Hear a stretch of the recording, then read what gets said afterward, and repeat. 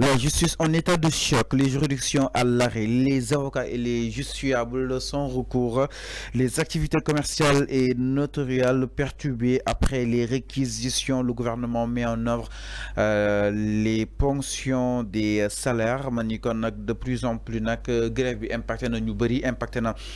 avocats yi ndax avocats yi instant bi kenn jëlatu leen kenn atteetuñu impacté na aussi li nga xam ne que moo di justiciable yi ndaxte instant bi seen ay dossier ba tey mi ngi li nga xam ne que moo di justement avancé wul les activités commerciales et notariales aussi ñu daal di koy perturber entre autres jëm si wàllu wunu mel alors naka na daal di jàngatee li nga xam ne que moo di wàllu wi que de plus en plus mun nañ jàpp ni nag yëf yi mi ngi daal di persister mun nañ jàpp ni la justice en état de choc donc la grève des greffiers a non seulement impacté le fonctionnement de la justice, mais aussi a pu impacter exactement ces justiciables exactement qui demandent justice. Oui, comment grève yi mënul continuer di woy fokk mu dàkk franchement ñiy grève war nañu sóoraale population bi chaque jour ma wax ko c'est-à-dire que mënoo nekk ci société mënoo nekk dans le service public nga ne yow da ngay jiital say intérêt te ñoom chaque jour enseignants yi dëkk fi di grève parce que enseignants yi ñooy jàngal seen doom ñoom magistrat yi chaque jour enseignants yi décrété fii ay mouvement d'humeur mais ñoom dañuy togg kaas loolu pourtant enseignants yooyu ci seen droit la ñu nekk seen droit lañ doon réclamer mais da ngay gis société bi ne enseignants yi yenn grève rek chaque jour grève rek xale yi du ñuy jàng te ñu ngi fay lu cher boo leen xëyee ngeen ne da ngeen di grève pourtant les gens le disent aux enseignants mais ñoom magistrats yi ñu ngi grève ma ne kii les acteurs de la justice ñu ngi grève depuis presque 1 mois ñu ngi grève te bëgguñu déglu kenn c'est ça le problème xam nga grève ba pare bëggoo déglu kenn ça fait défaut au moins boo grève nga déglu tamit ñu wax la boo grève nga suspendre mot d'ordre bi nga ne kaay leen ñu négocier parce que état taxaw na pour négocier moo tax le ministre de l'intérieur de la justice woo leen Ousmane Diagne ne leen kaay leen ñu xool lan la ñu mën a def kaay leen ñu négocier mais gars yi nee na ñoom duñu ko déggee noonu ils ont même rejeté la requête du ministre dañ ko jox ils ont déclaré cette requête là comme xawma lan ba ñu ne duñ ko jox suite gis nga c'est l'état parce que le ministre de la justice c'est l'interlocuteur de l'état du Sénégal envers eux le représentant de l'état mënoo taxaw ne leen kaay leen ñu xool lan la ñu mën a trouver comme solution ngeen ne doo leen ko faale yan faalewu leen ministre de la justice. Il y a même des gens qui disent voilà maintenant Ousmane Sonko kaay nga stoppé li kaay jàppale ñu j'ai vu même le front du justiciable lui aussi il vient comme Alioune Tine il dit à Ousmane Sonko yow la ñuy yaakaar pour nga ñëw arrêter ce mouvement d'humeur donc des grévistes de la justice ñoom ñëpp Ousmane Sonko la ñuy interpeller mais ils ont oublié le président de la République man loolu moo ma def défaut ñoom ñëpp que ça soit la société civile que ça soit le front du justiciable que ça soit leneen ak leneen ñoom ñëpp Ousmane Sonko la ñuy woo kaay nga arrêter grève grève bi am ni mais ils ont oublié même le président de la République Bassirou Diomaye Faye pour le dire que interpeller ko directement ne ko kaay nga arrêter waxal ci ñii grève nii kaay nga wax ci ñoom ñu arrêter mais ils ont dit à Ousmane Sonko kaay nga wax ci ñii ñu arrêter te alors que Ousmane Sonko dafa amoon benn supposé rencontre entre moom ak magistrat yi c'est les mêmes personnes ñoo taxaw di naan Ousmane Sonko il est qui pour rencontrer ces magistrats là aujourd'hui on dit à Ousmane Sonko d'aller régler l'affaire de la grève voilà c'est paradoxal loolu mooy Sénégal te maa ngi koy ñaan moom premier ministre Ousmane Sonko bu fekkee mën na waxtaan ak ñii pour ñu arrêter grève bi na dem waxtaan ak ñoom pour ñu arrêter lii parce que trop c'est trop cette grève là mu ngi impacter la société ñi ñaa ngi bëgg a ut kayit mënuñu ko am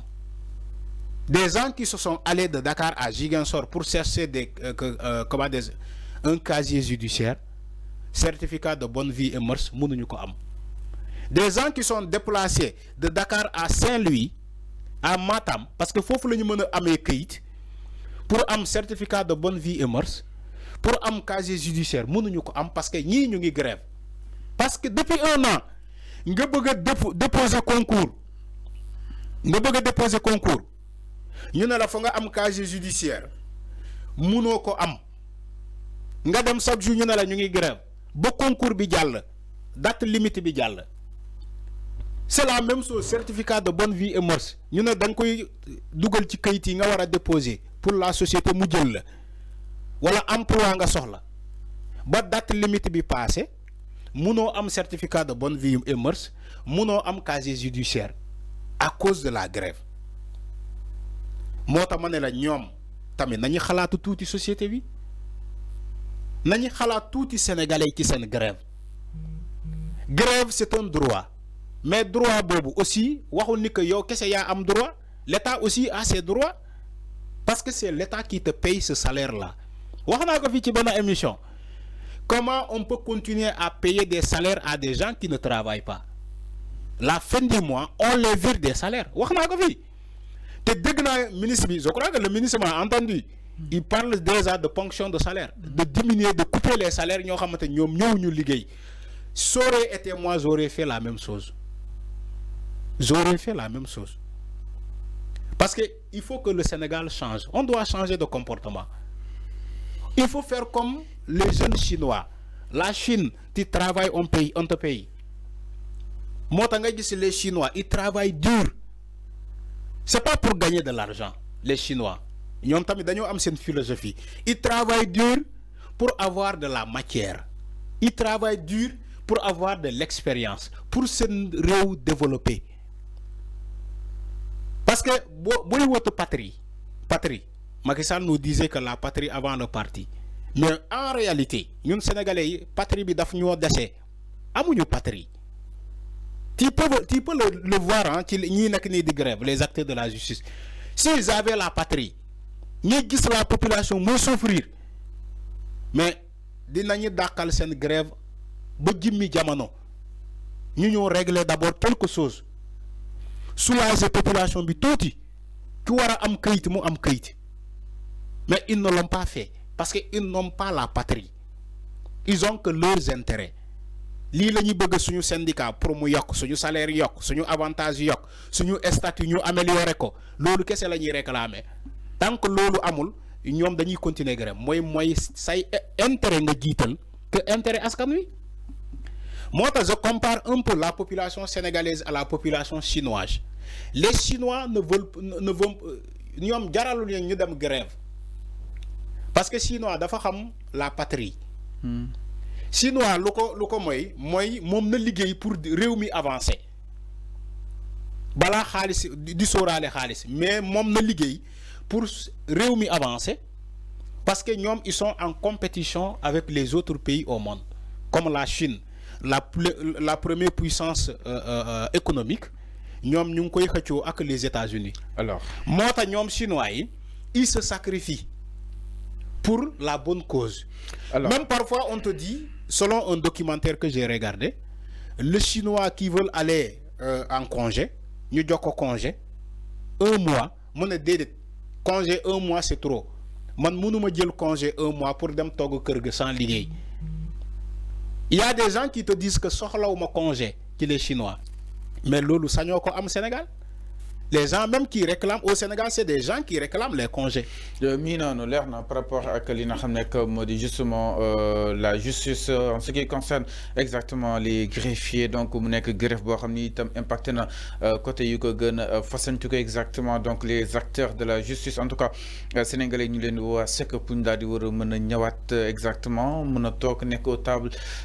des discussions fexe ba daal trouver li nga xam ne moo di accord par rapport ak wàllu wu ni mel alors